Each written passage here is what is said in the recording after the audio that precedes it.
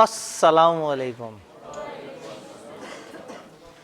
ऐसा लग रहा है प्री रिजल्ट क्लासेस का पहला दिन हो। आवाम जो है ना वो एक्साइटमेंट के साथ, जज्बात के साथ नज़र आ रही है। चेहरों पे नई उमंग है, नया साल, नई उम्मीद। और वो जो मैंने लिखा था ना, वो एक खुद ही से अपने मोबाइल पे गंदी मंदी सी राइटिंग से लिख दिया था कि आज से पक्का पढ़ेंगे, कल से पक्का नहीं पढ़ेंगे, और वो उस तरह से करके। तो वो जज्बात थे जिनकी अक्कासी थी कि जो है ना वो बच्चे ज़्यादातर जो कल से पक्का पढ़ने की वाली बात शुरू करते हैं। तो क्या हम लोग तैयार हैं? मेरे सामने इस वक्त हैं 3-4 तरह के ऑडियंस। नंबर 1 वो जिनके लिए ये बैच सबसे आइडियल है, सबसे आइडियल। वो कौन लोग हैं? जो पहली दफ़ा पढ़ने जा रहे हैं। वो लोग जिन्होंने पीआरसी की इम्तिहान दिए, पीआरसी का रिज़ल्ट उनका आया, और जैसे ही रिज़ल्ट आया उन्होंने कहा कि अपने दोस्तों से पूछा, बताओ मैं बीलॉप उठाऊँ फास्ट ट्रैक में या टैक्स उठाऊँ? तो उनके दोस्तों ने कहा, दोस्तों तुम्हें नहीं पता, एक नया सब्जेक्ट खुल गया है, एक जादुई सब्जेक्ट जो आज तक फास्ट ट्रैक में नहीं पढ़ पाए थे, अचानक से एक अपॉर्चुनिटी डेवलप हो गई है। अब आप सी लॉ पढ़ सकते हैं। तो सी लॉ के बारे में उन्होंने फिर पूछा अपने बुजुर्गों से कि ये क्या है ये सी लॉ? उन्होंने कहा सी लॉ ये तो बस शुरू करते ख़त्म हो जाता है, ये तो बहुत आसान है। इसके बारे में तो हमारे टीचर कहते हैं कि इतना आसान है, इतना आसान है कि फेल हो जाता है।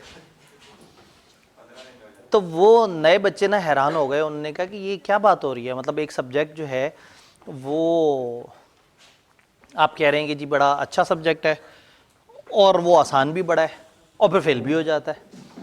तो उन्होंने कहा नहीं, वो आपको सब्जेक्ट पढ़ के पता लगेगा कि सब्जेक्ट में क्या मसलो मसाइल है। तो एक तो वो लोग हैं जी, इन्होंने कहा सर अल्लाह खैर। वैसे जी पहले से लगा लें, आवाज़ बहुत ज़्यादा हो जाएगी, इतना तो जोश नहीं चाहिए जी। सही है, इतनी मुनासिब।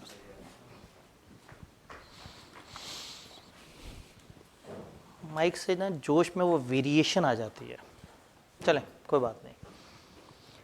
तो वो जो नए बच्चे हैं जो पीआरसी से फ्री हुए, तो उनको पता लगा कि एक ऐसा सब्जेक्ट है जो कि पहले फास्ट ट्रैक में नहीं हो सकता था, लेकिन अब आईके अपने उसकी लिमिटेशन ख़त्म कर दी है और वो फास्ट ट्रैक में हो सकता है। अगर कोई गलत फहमी है तो मैं आप सबको बता दूं, आप लोगों को बता सकते हैं। पहले लोग पीआरसी के बाद ग्रुप ए में से कुछ उठा सकते थे। अब आईके अपने जब से वो ग्रुप ए बी की रिस्ट्रिक्शन ख़त्म करके एफआर 1 और 2 के ऊपर रिस्ट्रिक्शन लगाई है, तो अब कंपनी लॉ आज़ाद हो गया और कंपनी लॉ शुरू में उठाया जा सकता है। तो सब्जेक्ट 8 पेपरों में सबसे छोटा है, लेकिन टेक्निकल है और मैच्योर पेपर है।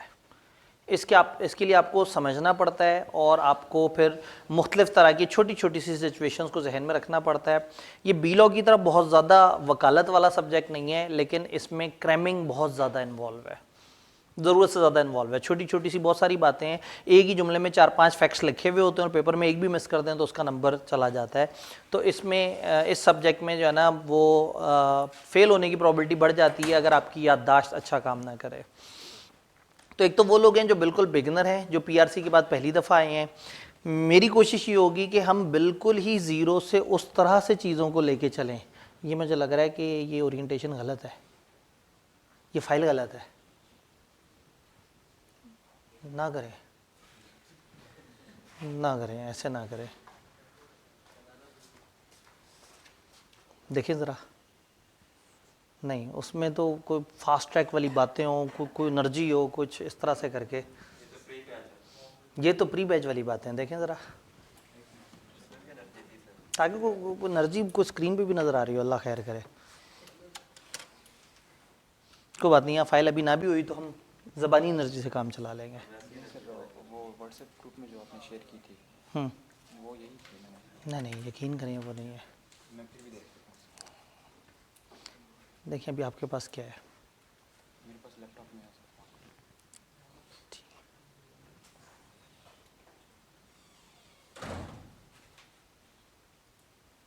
ये तो प्री रिजल्ट है ना।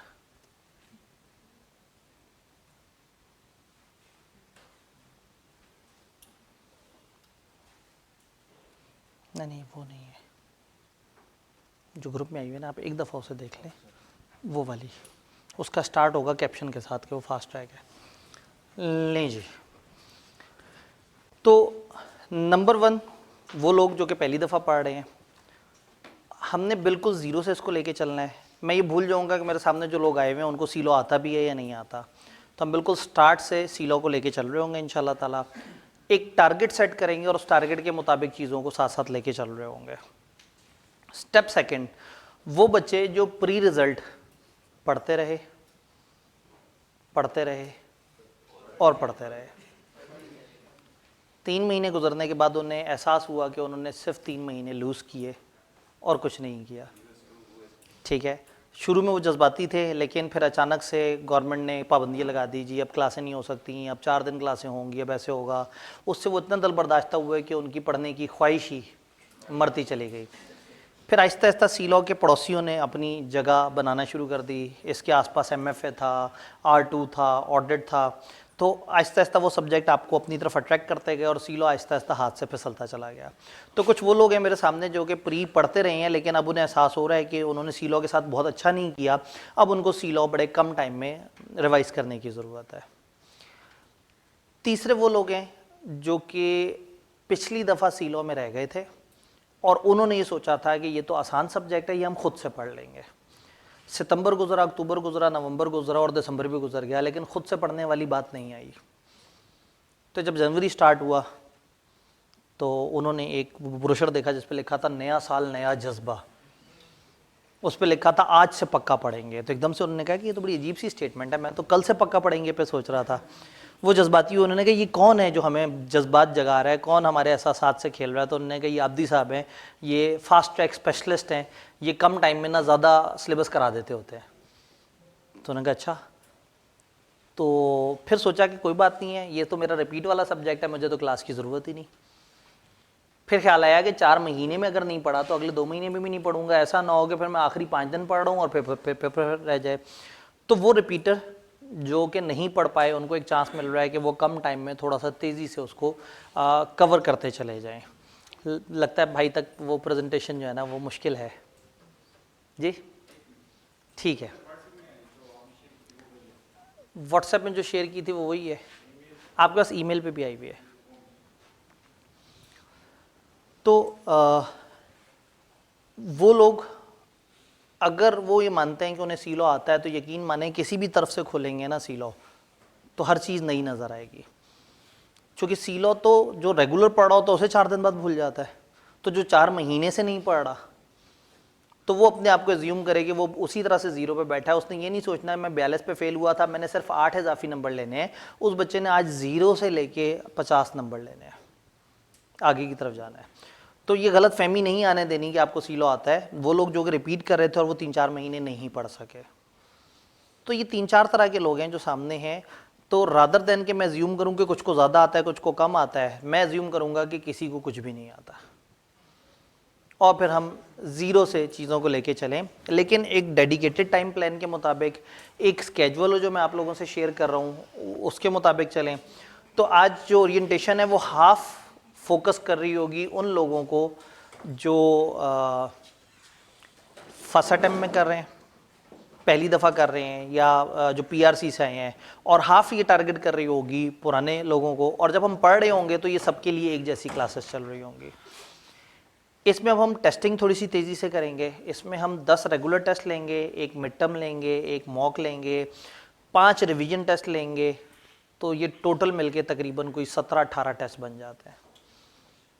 और जिन्होंने प्री रिज़ल्ट के साथ साथ टेस्ट नहीं दिए, अगर वो आज भी टेस्ट देना शुरू कर दें तो यकीन माने वो ज़िंदगी में दोबारा वापस आ सकते हैं। थोड़ा सा कोशिश करके चीज़ों को आगे बढ़ाया जा सकता है। अब सवाल मेरा उन लोगों से है जो PRC के बाद आए हैं, क्यों फास्ट ट्रैक, क्यों करना है फास्ट ट्रैक? ये भाई से पूछते हैं, 1 2 3 4 चौथी रो में तीसरे नंबर पे जो भाई हैं, तो ये तकरीबन मैं उनके बिल्कुल सामने आ चुका हूँ। जी जी बिल्कुल, नहीं जी, सवाल ये है कि फास्ट ट्रैक क्यों? क्या आपने अभी भी PRC पास किया है? बच्चे के चेहरे पे ना मासूमियत से पता लग जाता है कि वो PRC का बच्चा है। आप ये देखेंगे यहाँ इतने सारे बच्चे बैठे हुए हैं, मुझे एक मासूम बच्चा दूर से नज़र आ गया। ठीक है, एक मतलब ना एक ताजगी है चेहरे पे, एक जो है ना वो एक रमक है ज़िंदगी की। जी, मतलब वो उसमें वो नहीं है, वो मतलब मायूसी नहीं नज़र आ रही, वो आगे बढ़ना चाहता है, उसमें ना एक कुछ कर दिखाने की वो है, जज्बा है। तो सवाल ये है, अब ये देखें ना, ये मतलब ये वो गलत भी हो सकता था तजर्बा, लेकिन बस अल्लाह ने इज़्ज़त रख ली, या शायद बच्चे ने इज़्ज़त रख ली, इसने कहा सर इतने प्यार से पूछ रहे, कह दे तो मैं पीआरसी से आया हूँ। सवाल ये है कि क्यों इस वक्त फास्ट ट्रैक, क्यों, ये क्या हुआ? टाइम कम बचा है, तो जब टाइम कम बचे तो छोड़ देना चाहिए भाई, आपके पास अभी जनवरी है, फरवरी, आप अय्याशी करें, एनिमल मूवी आई हुई है वो देखें,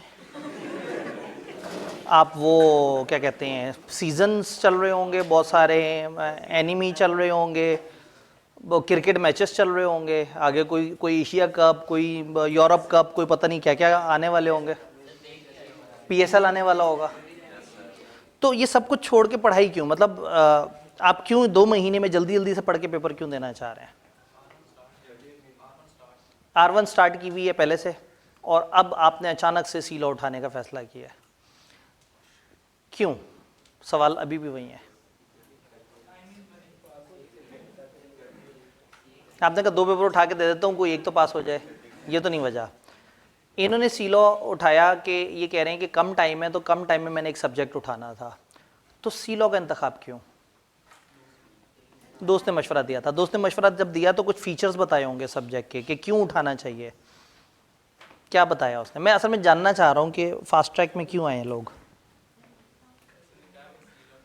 उसने कहा सीलो उठा लो, ये आसान है, ये आजमूदा है, ये हो जाएगा। तो यस, एक बात तय है, ये जब से सीला ओपन हुआ है ना, मैं ये सोच रहा था कि फास्ट ट्रैक में अगर कोई एक सब्जेक्ट सबसे ज़्यादा अट्रैक्टिव होना चाहिए किसी के लिए, वो सीलो है।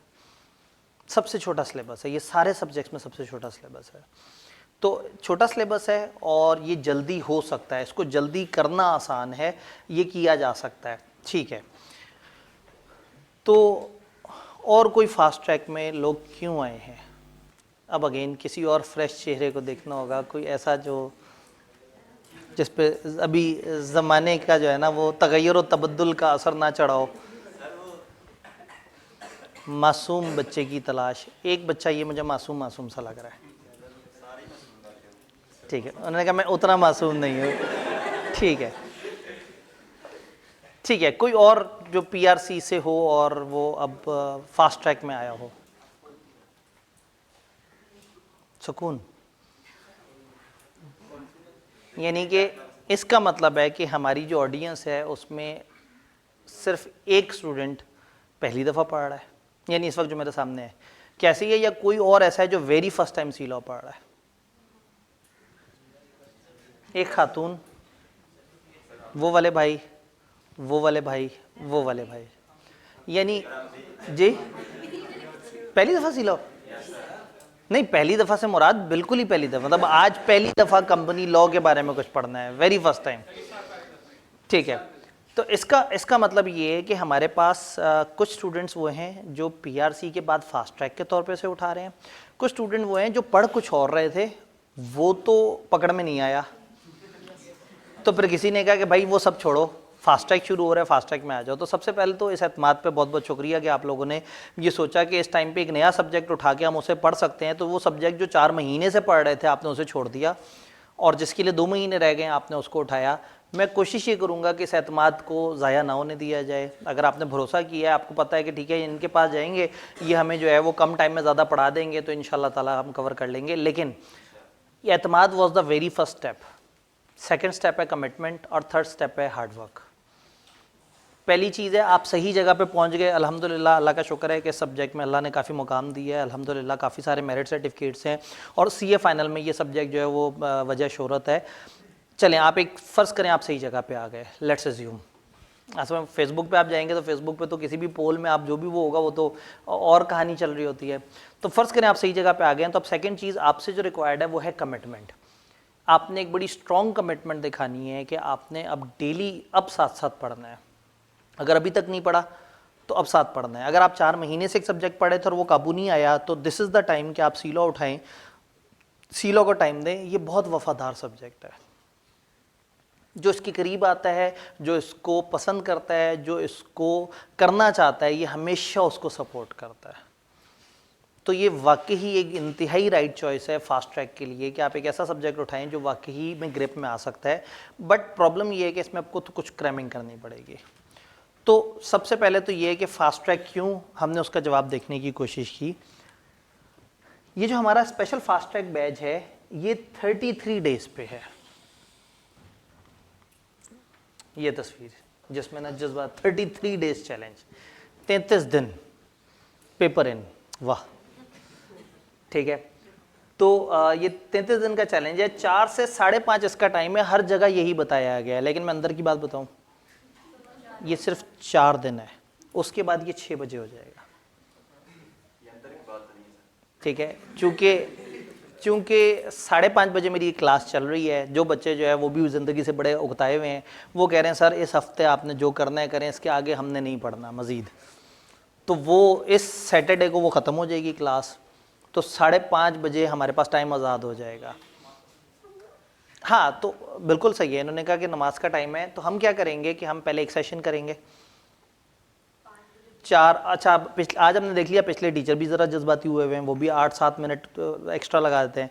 तो हम यूँ किया करेंगे कि हम 4:10 से 5:05 तक एक सेशन किया, फिर ब्रेक कर ली नमाज की, और फिर नहीं, इतनी लंबी ब्रेक नहीं, भाई जो है ना उसी टाइम पे तहज्जुद तक पढ़ने के मूड में बैठे हुए हैं। तो उसके बाद 5:15 या ज़्यादा से ज़्यादा 5:20 पे दोबारा से स्टार्ट करके और हम जाएँ 6:05 तक। क्या रूहानी माहौल होगा। ये 5 ऊपर क्यों लगे, नमाज जो लंबी हो गई तो 10 मिनट की ब्रेक करें नमाज की, तो फिर हम 6 बजे बंद कर लें। तो उससे ये है कि, और शुरू भी तो लेट हुआ ना, तो वो थोड़ा सा, तो इसलिए ना ये 4 से 5:30 है। इस हफ्ते ये 4 से 5:30 है, अगले हफ्ते से ये समझें 4:10 से लेके 6:05 तक, ठीक है। भाई कितने जोश में है, अल्लाह करे ये भाई नज़र आते रहे आगे तक इसी जोश के साथ। तो ये 33 दिन का चैलेंज है। ये 33 दिन किस तरह से होंगे मैं भी उसका भी ब्रेकअप बताता हूँ, लेकिन वो ब्रेकअप से पहले मेरा एक सवाल है, क्या मुझे इस टाइम पे कैफ 7 चूज़ करना चाहिए?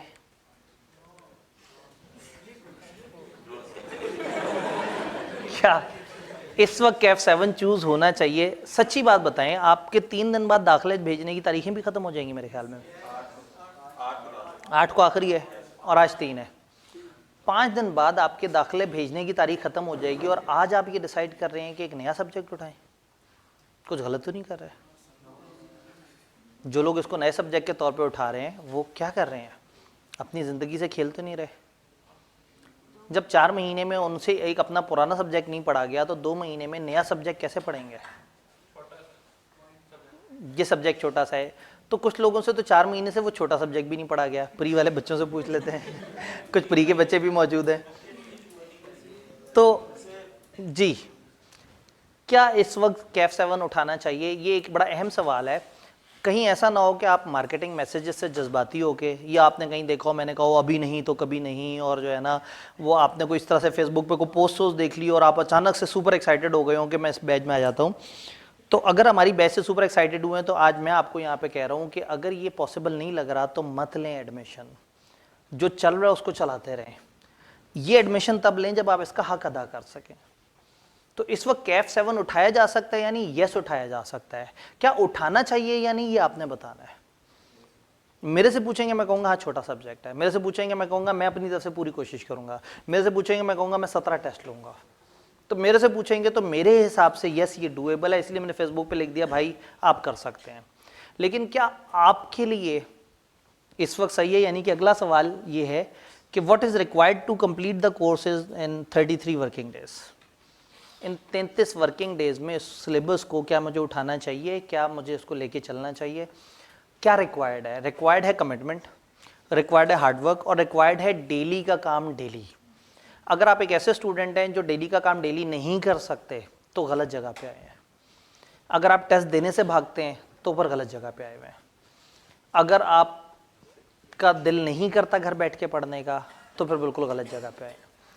मत दें हमें पैसे, मत कराएं एडमिशन। अगर आप कमिटेड नहीं है तो फिर बात नहीं बनेगी। हम तैयार हैं, हमने इस कमरे में बहुत सारे लोगों को शुरू से लेकर एंड तक सिलेबस ख़त्म कराना है, लेकिन क्या आप इस कमरे में उन सारे लोगों के दरमियान बैठ के सिलेबस तैयार करने के लिए तैयार हैं? मैं ये एज्यूम करूंगा कि सब जीरो पे बैठे हैं और मैं उसी तरह से पढ़ाऊँ जिस तरह से एक बिगिनर बंदे को पढ़ाया जाता है, तो बस आप लोगों ने इसमें साथ देना है और साथ साथ चलना है।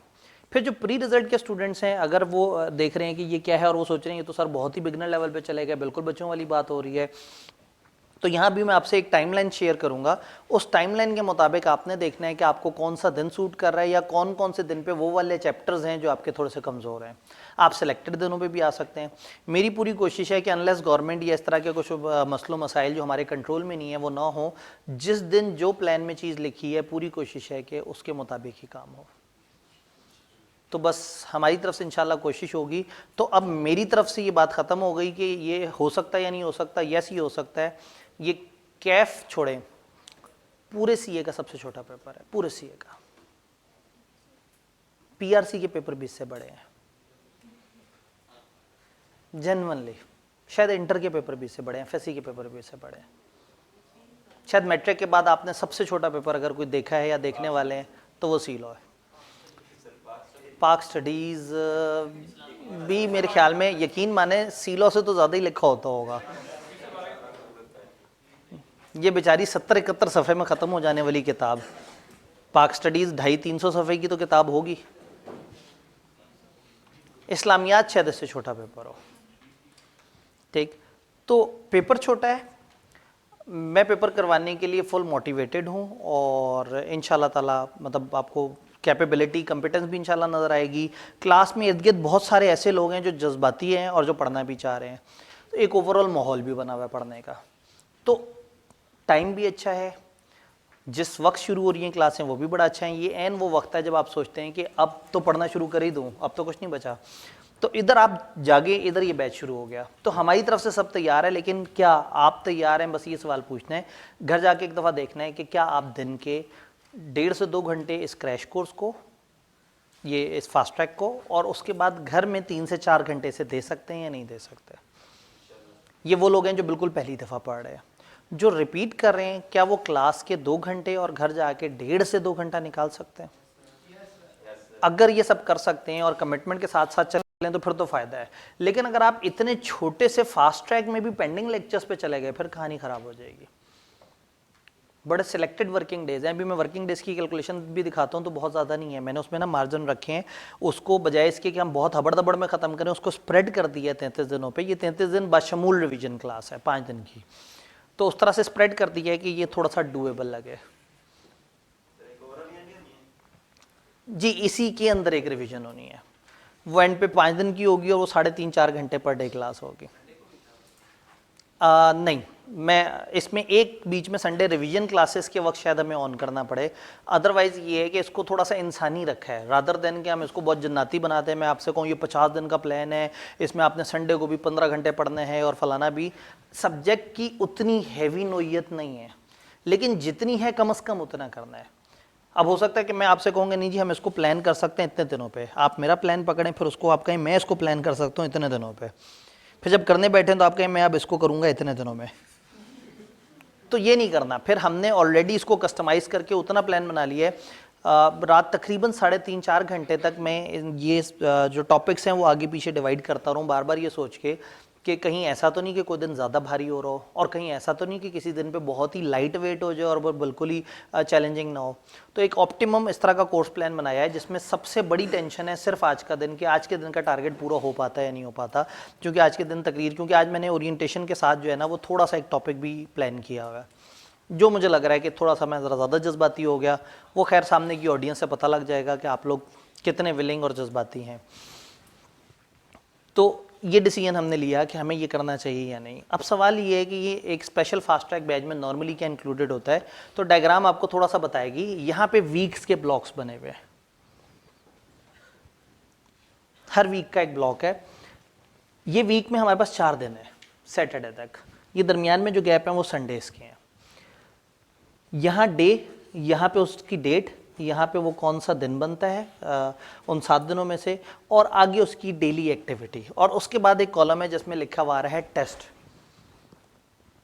तो कुछ ऐसे दिन हैं जब टेस्ट है और डेली एक्टिविटी नहीं है। पहला टेस्ट हमने उसके साथ डेली एक्टिविटी नहीं रखी, लेकिन उसके बाद अक्सर टेस्ट ऐसे हैं जिनके सामने कुछ ना कुछ क्लास भी चल रही है। ये 5 टेस्ट हैं, यानी कि ये इन्हीं दिनों पे हो रहे होंगे, और फिर यहाँ पे एक मिड टर्म आएगा जिसमें हमारे सिलेबस के 5 में से 3 ग्रेड्स पूछे जा रहे होंगे। फिर इसी तरह से तो ये हर दिन के आगे ये जो ये वाला वो खाना है, यहाँ एक्टिविटी है। इस एक्टिविटी का मतलब है कि जो 4 से 6 या फिलहाल जिसको 4 से 5.5 पढ़ा जा रहा है, तो ये जो 4 से 6 जिसको मैं कह रहा हूँ, उस दौरान हम क्या कर रहे होंगे।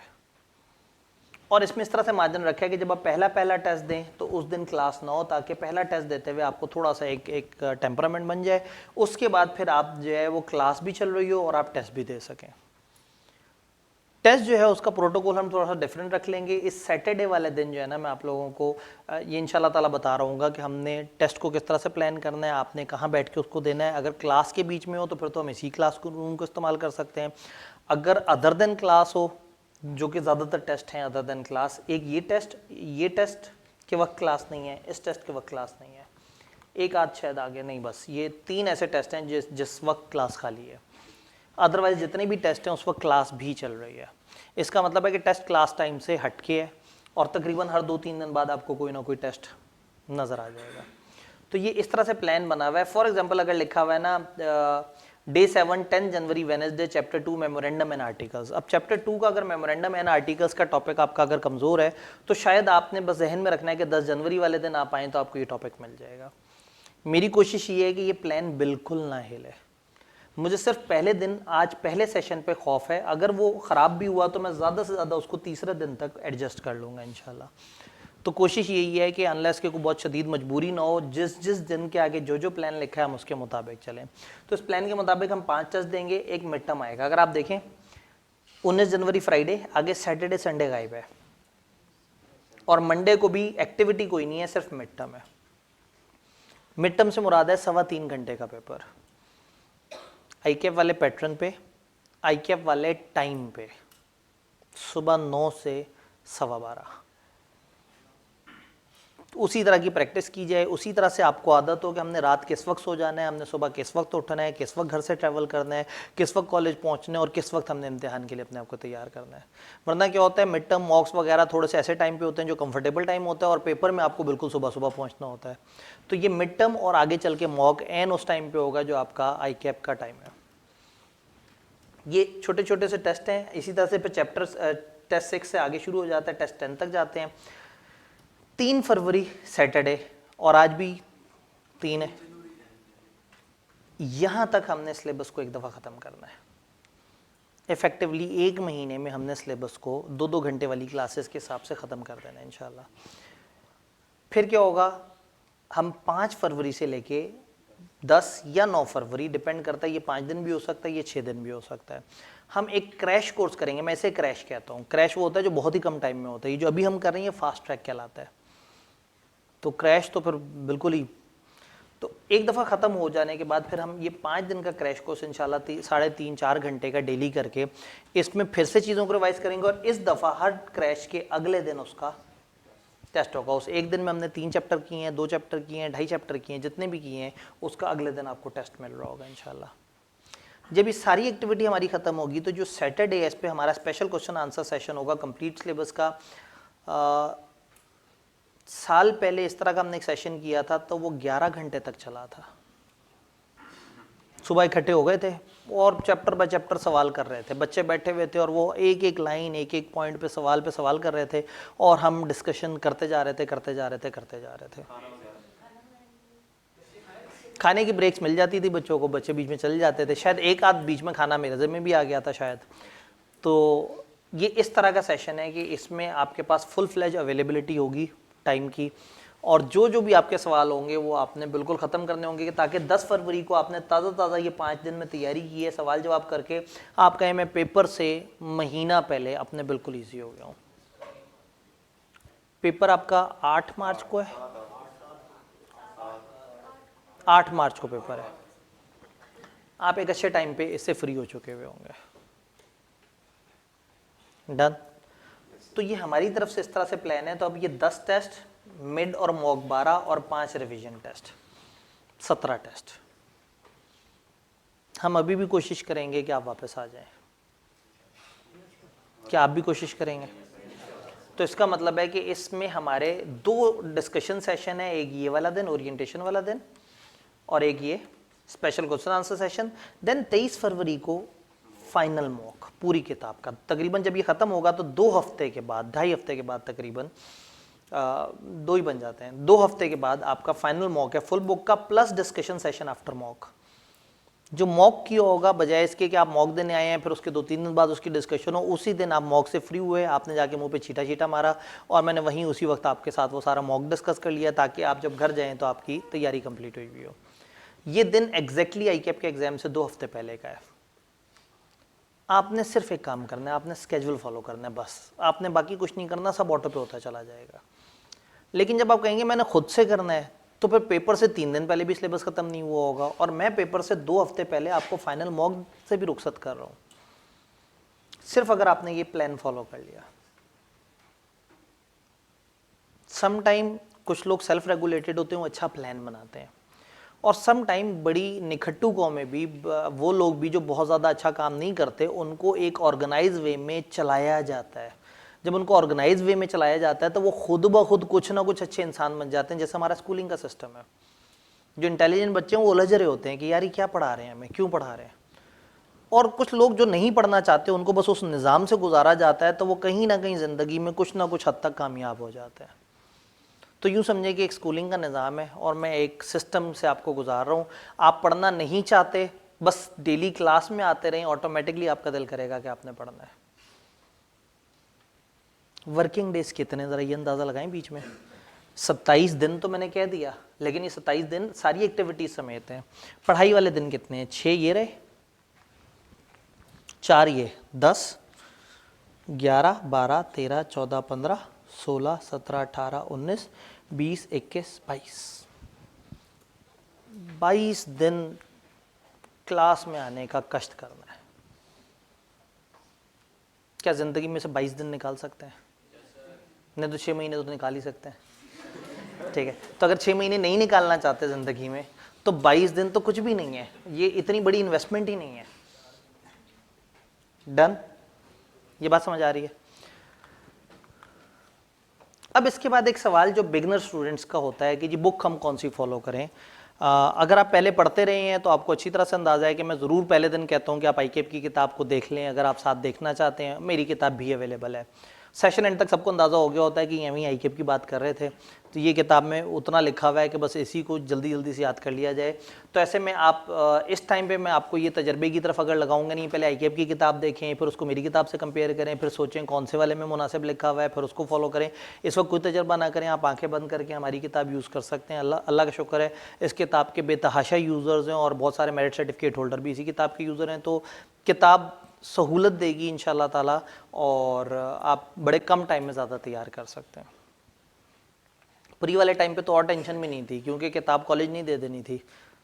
तो अब चूंकि कॉलेज किताब नहीं दे रहा, कॉलेज जो है उसे समझ आ गई है, उन्होंने कहा यार ये तो नुकसान ही नुकसान हो ही जा रहा है। तो खैर असल में ये इस टाइम पे फास्ट ट्रैक में अलग अलग तरह से ऑडियंस होती है, तो इसलिए इसमें और कुछ लोग पहले से किताब यूज़ कर रहे होते हैं, कुछ के पास पिछले सेशन की किताब होती है, तो इसलिए इसमें किताब कॉलेज नहीं दे रहा, लेकिन किताब बड़ी ही नॉमिनल सी कॉस्ट पे अवेलेबल होती है किताब, और उसके पास पेपर्स वगैरह। तो मेरी किताब कम्पनी लॉ मेड ईजी आप इसमें यूज़ कर सकते हैं। अगर आप पिछले सेशन में किसी और से पढ़ते रहें या आपके पास किसी और टीचर की किताब है, तो आप वो किताब भी फॉलो कर सकते हैं। किताब मत चेंज करें, किताब से फ़र्क नहीं पड़ेगा, क्योंकि लॉ में इतना मार्जिन ही नहीं है कि मेरी किताब में और किसी और टीचर की किताब में बहुत फ़र्क आ जाए। ऑडिट में हो सकता है कि मेरी किताब और किसी और टीचर की किताब में बहुत फ़र्क हो, लेकिन सी लॉ एक रेगुलेटेड फ्रेमवर्क है। इसमें चैप्टर 2 वाली बातें जो मैंने बताई हैं वही दूसरे टीचर को भी बतानी होगी, तो हमारी किताबें करीब करीब होंगी। तो अगर आप सी लॉ किसी भी किताब से पढ़ रहे थे तो आप उसी किताब को फॉलो करते रहें, इंशाल्लाह ताला वो हमसे रेजोनेट कर रहा होगा।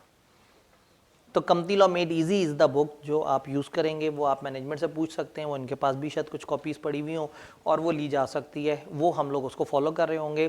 फिर भी अगर आपको लगे कि नहीं जी मैं किताब ना ही ख़रीदूँ, तो जो हमारी इस क्लास का व्हाट्सएप ग्रुप बनेगा उसकी डिस्क्रिप्शन के अंदर सॉफ्ट में सारी किताब अपलोड हो जाएगी, तो आप उधर से भी देख सकते हैं। अगर आपको लगे कि नहीं भाई मैंने किताब नहीं खरीदनी है, तो टीचर को कहीं 400-500 रुपये का वो ना हो जाए, कमाई ना हो, नहीं 400-500 रुपये तो उसका वो होगा ना मेरे ख्याल में प्राइस होगी, उस पर जो बचत होगी वो शायद कोई 30-35 रुपये की होगी।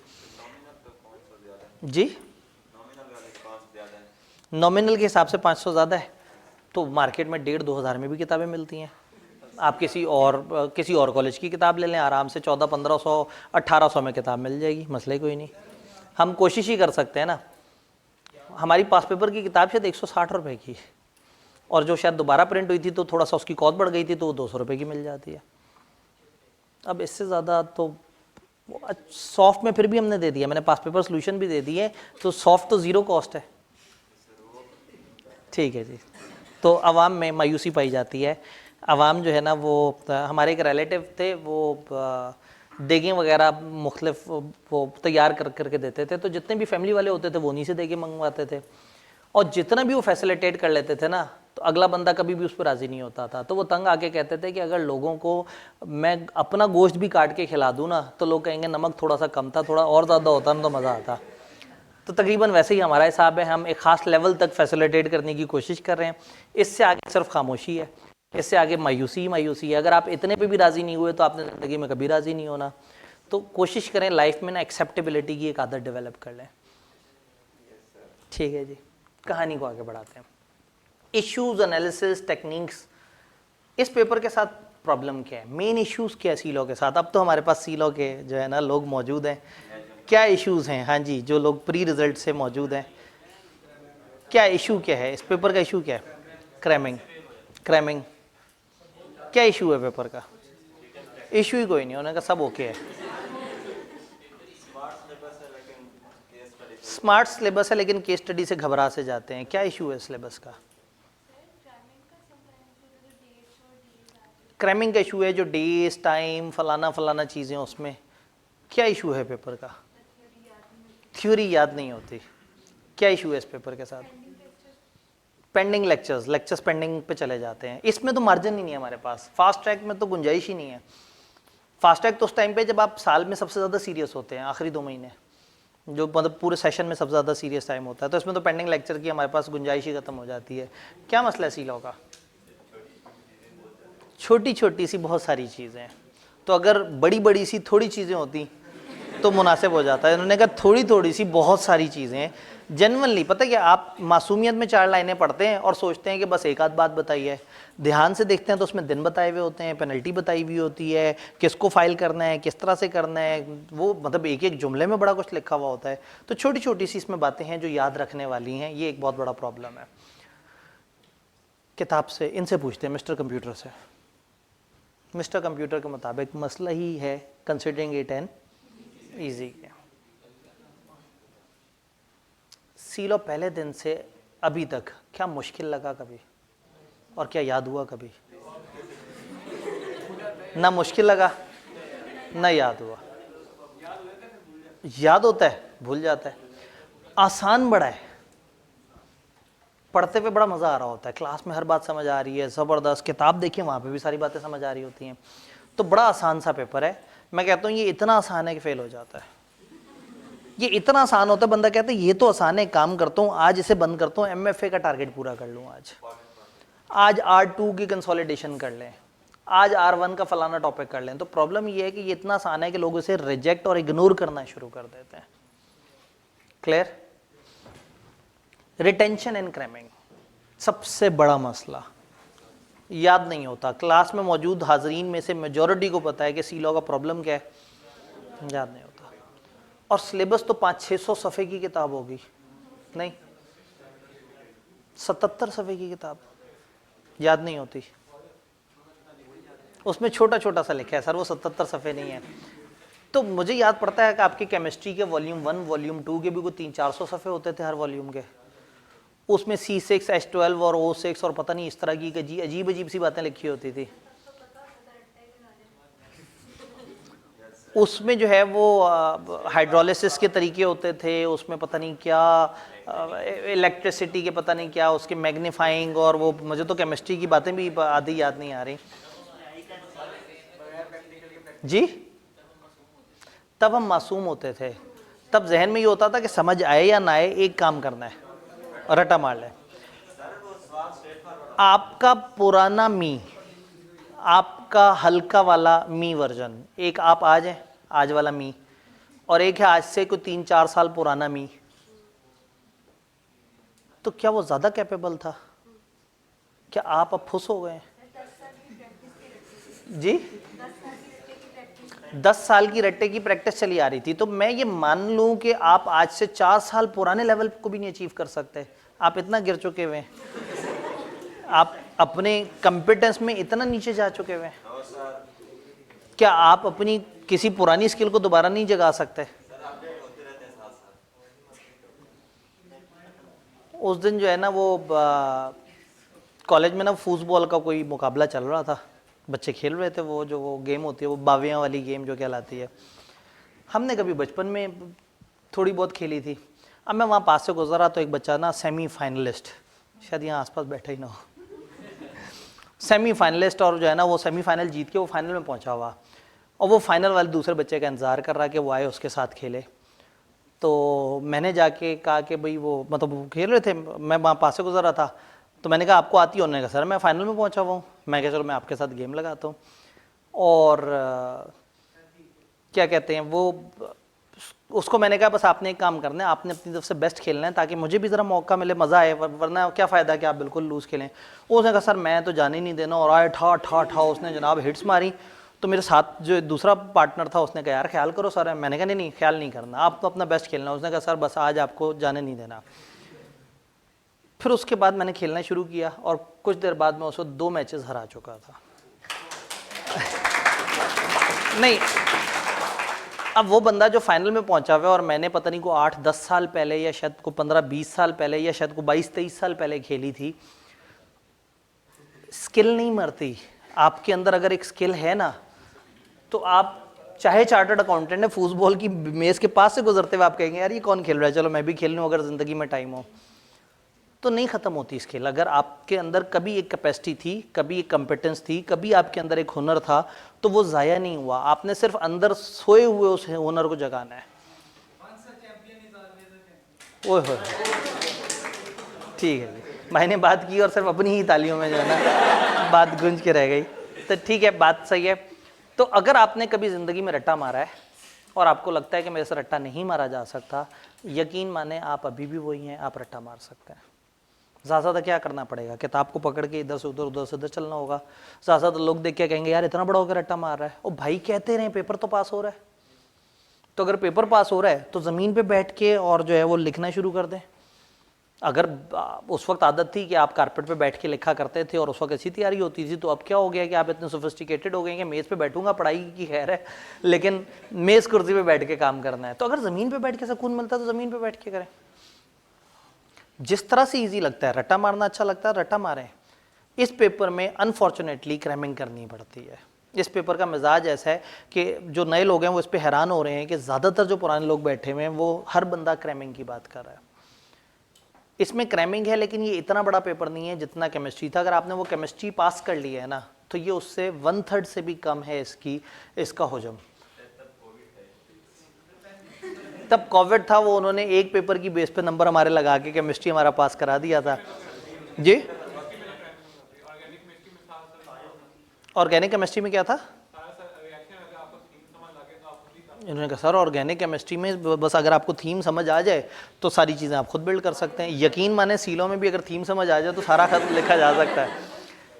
लेकिन स्टिल अगर मुझे आज C6 H12 O6 याद आ रहा है और उसके बाद O7 क्या होता था नहीं याद आ रहा, तो इसका मतलब है कि कहीं ना कहीं उसमें भी अंडरस्टैंडिंग के बाद भी कुछ चीज़ों को याद तो रखना पड़ता होगा जो मुझे याद नहीं है, जो आप में से कुछ लोगों को बहुत अच्छी याद होंगी कि मीथेन क्या है और वो पता नहीं क्या, वो मीथीन क्या है और वो फलाना फलाना क्या है। मुझे तो बस वो सिर्फ वो टेबल याद है, वो जो नहीं था पीरियोडिक टेबल, वो उसमें वो आखिरी वाले ग्रुप में हीलियम, नियॉन, आर्गॉन, क्रिप्टॉन। बचपन में रट्टा मारा था, जब रट्टा मारा होता है तो फिर याद भी हो जाता है। तो आपके अंदर रट्टा मारने की स्किल है, सिर्फ उसे जगाना है। आप कहते हैं नहीं सर नहीं जाग रही हमसे वो स्किल, हम रट्टा नहीं लगा सकते, तो फिर टीचर की सुन लें, फिर टीचर का एक मशवरा सुन लें। टीचर एक मासूम सी अप्रोच बताता है रजिस्टर वाली। उसने उस अप्रोच को फॉलो किया, जब जब फॉलो किया उसने हमेशा आके बताया कि सर मुझे रट्टा नहीं मारना आता था, आपने जो रजिस्टर वाली बात की उसके बाद से मैं रट्टा लगा लेता हूँ। रजिस्टर वाली बात क्या है, हर दिन हम जो पढ़ें आपने घर जाके उसको नीट एंड क्लीन रजिस्टर पे लिखना है। एक रजिस्टर जिसके 100 के करीब पेजेस हों, 100-125 पेजेस हों, पेजेस का मतलब है आगे पीछे को मैं 2 काउंट कर रहा हूँ, यानी कि उसके वर्के हों कोई 55-60, जो एक वर्का जिसमें आगे पीछे लिखा जा सकता है। एक पतला सा रजिस्टर आप लेके आए और आपने जो डेली हमने पढ़ा यहाँ पे उसको घर जाके आपने उसको एक दफ़ा लिख लिया, नीट एंड क्लीन करके मेरी किताब सामने रखी, एज इट इज़ अपने पास लिख लिया। आइडियली अगर 2 कलर्स में लिखें तो बहुत अच्छा है। फिर जब याद करना है अपने रजिस्टर से याद करना है, मेरी किताब से याद नहीं करना, ना IKEP की किताब से याद करना है। आपकी अपनी हैंड राइटिंग से आपकी क्रैमिंग की स्किल बहुत बढ़ जाएगी।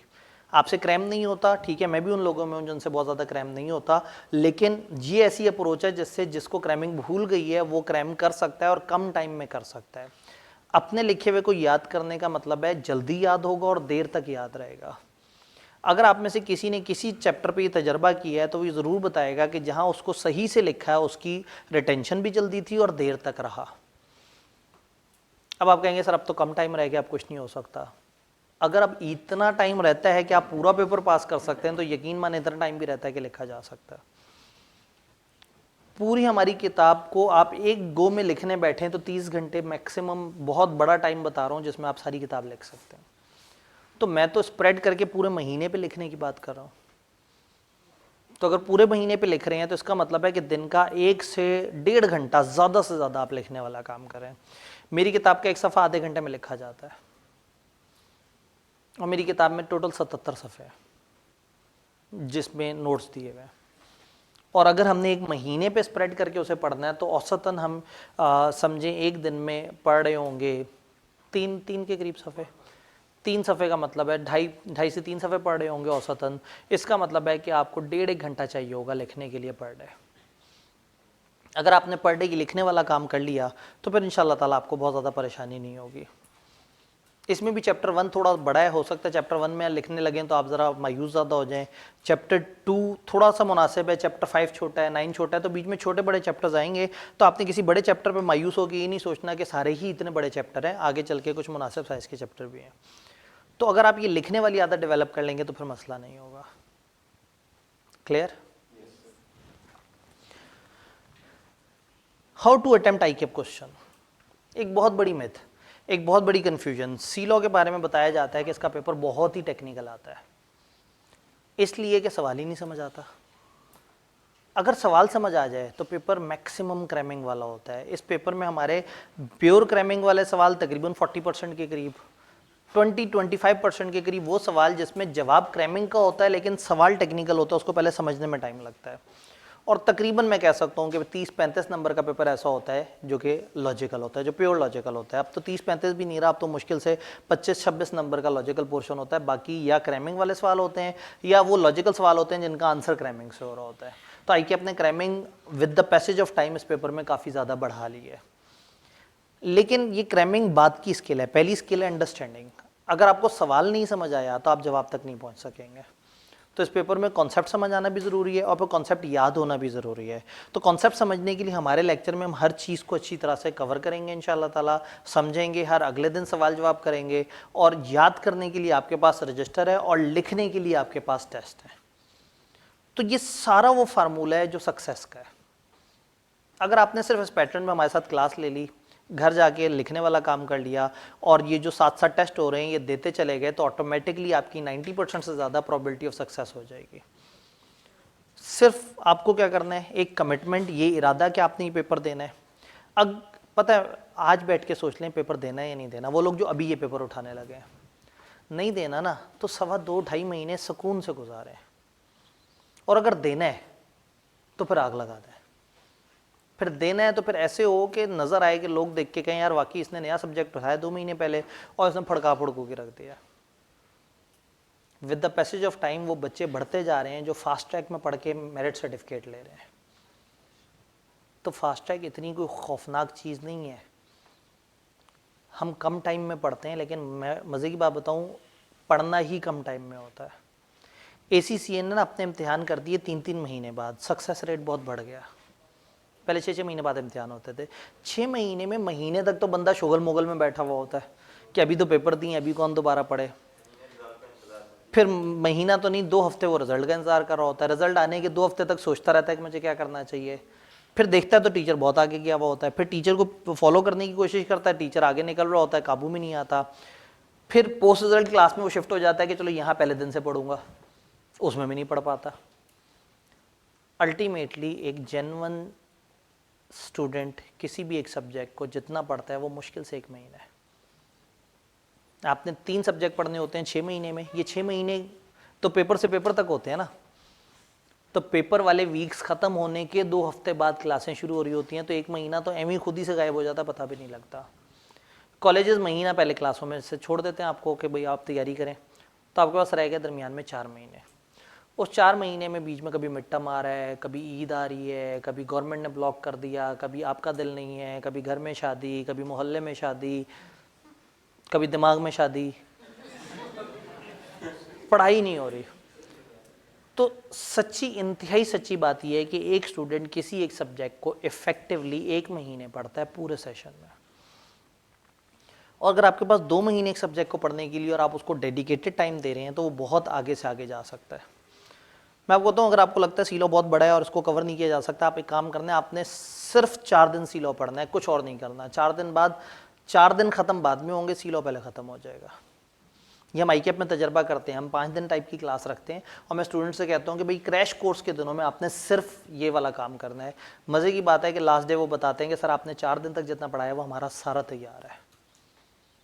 होता ये कि जब हम चीज़ों को डिवाइड कर देते हैं, इसमें एक टाइम मैनेजमेंट की एक वो, आप नेट पे सर्च कीजिएगा टाइम मैनेजमेंट की टेक्निक्स। टाइम मैनेजमेंट की जो सबसे फेमस टेक्निक है वो फोकस है।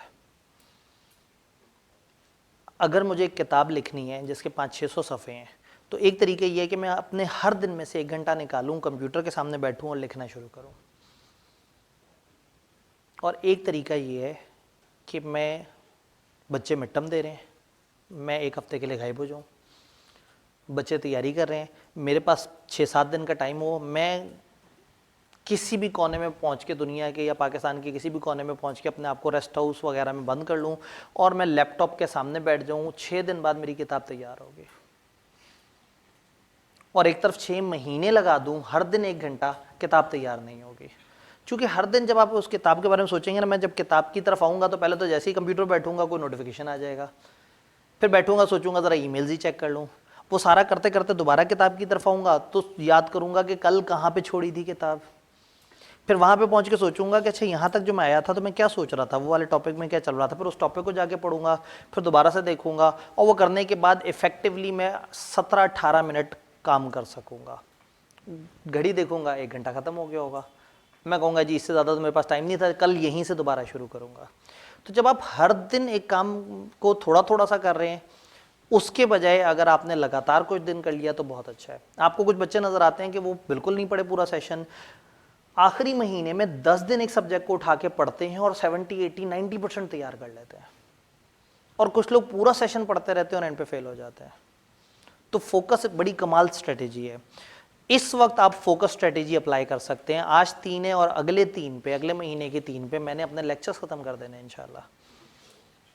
तो अगर ये 1 महीने आपने फोकस के साथ, ये 1 महीने का मतलब है वो 22 दिन जिसमें प्योर पढ़ाई होनी है, वो 22 दिन आपने मेरे साथ साथ उसी तरह से गुजार लिया कि जिस तरह से हमने क्लास में पढ़ा, और आपने घर जाके उसको एक अच्छा टाइम दे दिया, तो यकीन माने 3 तारीख को आप कहेंगे सर हमारा 80-90% सिलेबस हमारी ग्रिप में। तो फोकस एक बड़ी मज़े की स्ट्रेटेजी है। इग्नोर कैफ 7। आपको जब छुट्टियां मिलती हैं, आपके पास फरवरी में टाइम होता है, तकरीबन महीने का टाइम होता है तैयारी करने का। एक स्टूडेंट क्या करता है, 3 या 4 सब्जेक्ट होते हैं, वो डेली सारे सब्जेक्ट पढ़ता है, और एक स्टूडेंट क्या करता है, 4 दिन इस सब्जेक्ट के, 4 दिन उस सब्जेक्ट के, 4 दिन उस सब्जेक्ट के। जो ये 4 दिन एक सब्जेक्ट के करता है वो बहुत अच्छा पढ़ता है,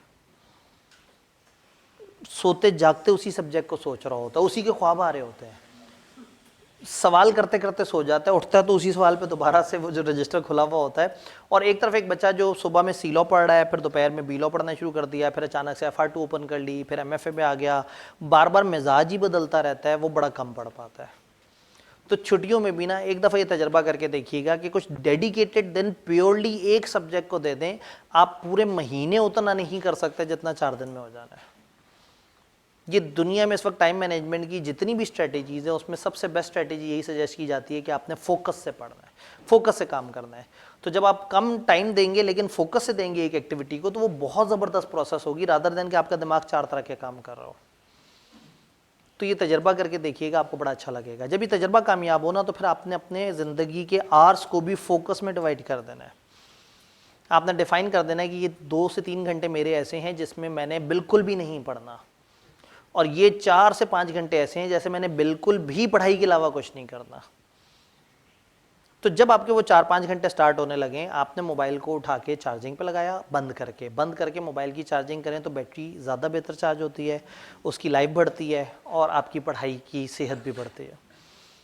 मोबाइल को बंद करके चार्जिंग पे लगा दिए, वो 5 घंटे 4 घंटे आप किताब के ऊपर हैं, यकीन माने 4 घंटे गुजरेंगे नहीं, ऐसा लगेगा कि 4 घंटे से बड़ा टाइम ही नहीं है दुनिया में, इतना ज़्यादा पढ़ लेंगे। और फिर उसके बाद जब मोबाइल उठाएं तो ऐसे उठाएंगे जैसे आपने कभी पढ़ाई की ही नहीं थी।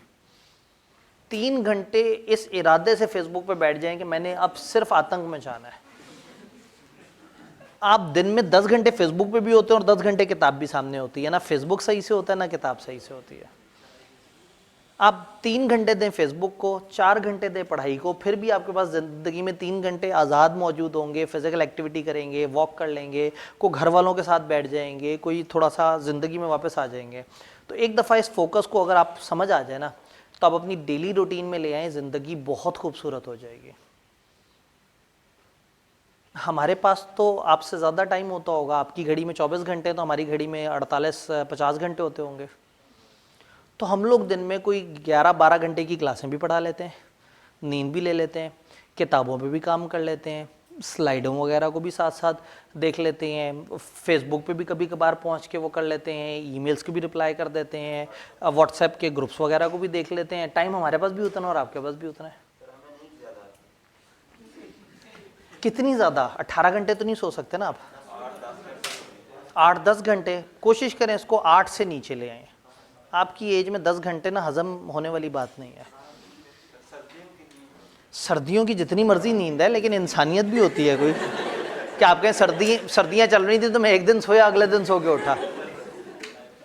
तो थोड़ा सा अपने आप को ऑर्गेनाइज करें, और नहीं ऑर्गेनाइज करना तो कोई बात नहीं, खैर है, ज़्यादा से ज़्यादा 6 महीने एक्स्ट्रा लग जाएंगे, साल एक्स्ट्रा लग जाएगा, कैफ करते करते 1.5-2 साल एक्स्ट्रा लग जाएंगे। नींद तो ली ना, मज़ा तो आया ना। तो या ये शॉर्ट टर्म में ज़िंदगी खूबसूरत बना लें या लॉन्ग टर्म में ज़िंदगी खूबसूरत बना लें। बात समझ आ रही है? तो फोकस के साथ अगर आप चलेंगे ना तो इंशाल्लाह ताला मज़ा आएगा। और इस वक्त ये पेपर भी फोकस डिमांड कर रहा है। यकीन माने आपने 3-3.25 महीने गुजार दिए, और अगर आपने नहीं तैयारी की, आप एक दफ़ा ये 22 दिन मेरे साथ फोकस के साथ करके देखें। ये फोकस के साथ जब आप मेरे साथ चलेंगे तो आपको अपने अंदर से ना चिंगारियाँ निकलती हुई नज़र आएंगी। आपको फील होगा कि ये मेरी प्रोडक्टिविटी बहुत बढ़ गई है। मैं क्रैश कोर्स में अक्सर बच्चों से कहता हूँ ना कि आपने 5 दिन सिर्फ यही सब्जेक्ट पढ़ना है। तो अपनी क्लास के बच्चे जो है ना, वो आई कैप में ना मेरे पास आके कहते थे, सर यहाँ ज़्यादा अच्छा पढ़ाते हैं, क्लास में अच्छा नहीं पढ़ाते। मैं फिर उसके करीब होके कहता हूँ, मैं कहता हूँ यहाँ आप ज़्यादा अच्छा पढ़ें, क्लास में नहीं पढ़ते। तो मैं तो वही पढ़ाऊँगा और उसी को ही मैं समेट के पढ़ा रहा हूँ। लेकिन जिस वक्त मैं पढ़ा रहा था आप एक्सेप्टेंस में नहीं थे, आप रिसेप्ट ही नहीं कर रहे थे, आप तो उस मूड में ही नहीं बैठे थे। अब जब आखिरी 2 महीने रह जाएंगे और आखिरी महीना रह जाएगा तो मैं भी पढ़ाने के मूड में और आप भी पढ़ने के मूड में, अब किलिंग कम्बिनेशन बनेगा। तो मेरी तरफ से आपको वो पढ़ाने वाला मूड नज़र आएगा, लेकिन आपकी तरफ से अगर पढ़ने वाला मूड आज भी नज़र नहीं आया तो कोई बात नहीं, अगली दफ़ा किसी क्लास में नज़र आ जाएंगे आप लोग। मैं नहीं चाहता कि आप लोग मुझे सीलों में दोबारा नज़र आएँ। उसका एक ही तरीका है, इस वक्त पढ़ लें, और अभी नहीं तो कभी नहीं। वो लिखा था, वो जो फेसबुक पर डाला था, लोग कहते थे गंदी राइटिंग में, अब वो बस दिमाग में आ रहा था, लिख के शेयर कर दिया, अपनी मोबाइल की स्क्रीन पर खुद ही से लिखा और उसको शेयर कर दिया कि वाकई अभी नहीं तो कभी नहीं। अभी भी नहीं सोच रहे ना, या अभी भी सोच रहे हैं कि अच्छा चलो देखता हूँ, सोचता हूँ, एक रूटीन बनाता हूँ, प्लान बनाता हूँ, तो हो गया काम, डन। आगे बढ़ते हैं। शॉर्टकट्स इस पेपर का किलर है। जब आपको समझ आता है कि छोटा सिलेबस है, तो उसके बाद आपको मज़ीद ये भी समझ आ जाता है कि कुछ चैप्टर्स की वेटेज बहुत ज़्यादा है। फॉर एग्जांपल शायद 4 ऐसे चैप्टर्स हैं जिनमें से 60% पेपर आता है। सर कौन से हैं सर, वो बताएं सर, पहले वो वाले कराने हैं सर, बस हम उसी को लिखेंगे। तो जिस दिन ये सोचना शुरू कर देते हैं कहानी आउट हो जाती है, क्योंकि आईक्यूएफ कभी भी किसी भी चैप्टर में से, किसी भी अननोन चैप्टर में से जिसमें से कुछ नहीं पूछा था, अचानक से जनाब सवाल पूछ लेता है। जिन्होंने सी लॉ पढ़ा हुआ है चैप्टर 4 को जानते हैं, एक अटेम्प्ट में आईक्यूएफ ने 16 नंबर के सवाल वहाँ से पूछ लिए, और चैप्टर 3 से शायद 1 या 2 नंबर का सवाल पूछा, या शायद 6-7 नंबर का पूछा। अब चैप्टर 3 बड़ा चैप्टर था, इंपॉर्टेंट चैप्टर था, सारे उसे तैयार करके गया था, 4 को इग्नोर किया हुआ था, अकेले 4 में से 16 नंबर का पेपर आया हुआ था। तो आईक्यूएफ का कोई पता नहीं है, वो कभी भी किसी भी चैप्टर में से किसी भी डेप्थ में सवाल पूछ ले, तो हमने शॉर्टकट्स नहीं लगाने। देन सी लॉ का मसला, हैवी नेबर्स, इसके पड़ोसी बड़े भारी हैं। इसके पड़ोस में है एमएफए, इसके पड़ोस में है R2, इसके पड़ोस में है ऑडिट। ये बेचारा ना ग्रुप बी में गलती से पड़ा हुआ है, वो क्या, वो रजिया गुंडों में घिरी हुई है। तो ये बड़ा क्यूट सा पेपर है, ये ग्रुप ए का पेपर होना चाहिए था। ये जो पॉलिसी बनाने वाले हैं उन्होंने पता नहीं कौन से सब्जेक्ट को उठा के पता नहीं किन के पास भेज दिया। कॉस्ट होना चाहिए था, एग्जैक्टली कॉस्ट होना चाहिए था ग्रुप बी में, तो इन्होंने जनाब सी लॉ को वहाँ पे भेज दिया। तो ये सी लॉ बेचारा खुद इतना मजबूर नहीं है, लेकिन सी लॉ पढ़ने वाले साथ साथ FR2 पढ़ रहे होते हैं, MFA पढ़ रहे होते हैं, तो सी लॉ बेचारा उन पड़ोसियों की वजह से मार खा जाता है कि लोग उनको ज़्यादा टाइम दे देते हैं, इसकी बारी नहीं आती। लेकिन जो पहली दफ़ा पढ़ रहा है और सिर्फ फास्ट ट्रैक में सिर्फ सी लॉ पढ़ रहा है, उन बच्चों को तो ये मसला है ही नहीं, उनके लिए पूरा ज़िंदगी का मकसद ही सी लॉ है। अगर वो 2 घंटे क्लास में पढ़ रहे हैं तो घर जाके 3 से 4 घंटे ज़्यादा से ज़्यादा उन्हें देने हैं। दिन में 6 घंटे उन्हें पढ़ाई को देना है, बाकी करें याशी, बाकी फिल्में देखें, बाकी वो एनिमल मूवी भी देखें, और वो जो है ना वो नेटफ्लिक्स पे भी अब आने वाली है, मेरे ख्याल में आ गई है, पक्की बात है। कब आई? नेटफ्लिक्स पे आई हुई है, श्योर? मेरा नहीं ख्याल, हाँ, वरना अभी तक मुझे तो रिकमेंड कर दिया होता नेटफ्लिक्स ने कि भाईजान ये देख लो कोई वीकेंड निकाल के।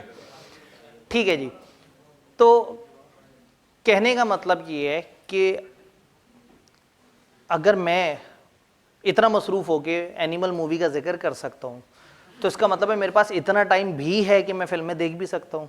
सबके पास टाइम है, बस आपने फोकस के साथ अपना काम करते रहना है। जिनका सिर्फ एक पेपर है उन्होंने पढ़ाई करनी है, और ये नहीं सोचना कि मैं तो मजबूर हो गया, मैं तो हर वक्त पढ़ता हूँ।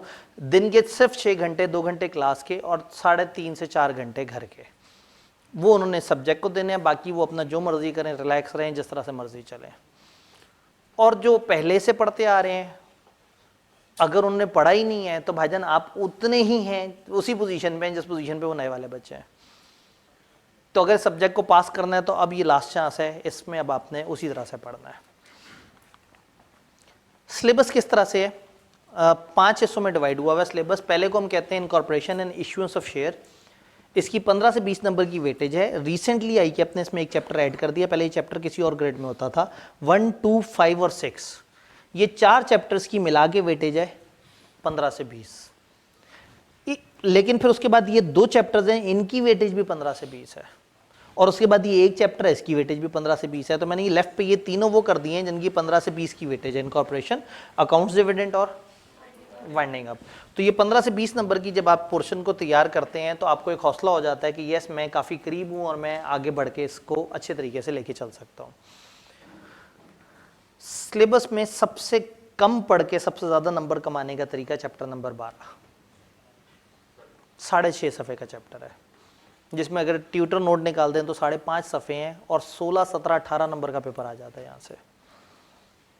इसी तरह से ये 2, जिनमें से ये 2 सफ़े का चैप्टर है और ये तकरीबन 5-6-7 सफ़े का चैप्टर है, ये दोनों में से मिला के 15 से 20 नंबर का पेपर आना है।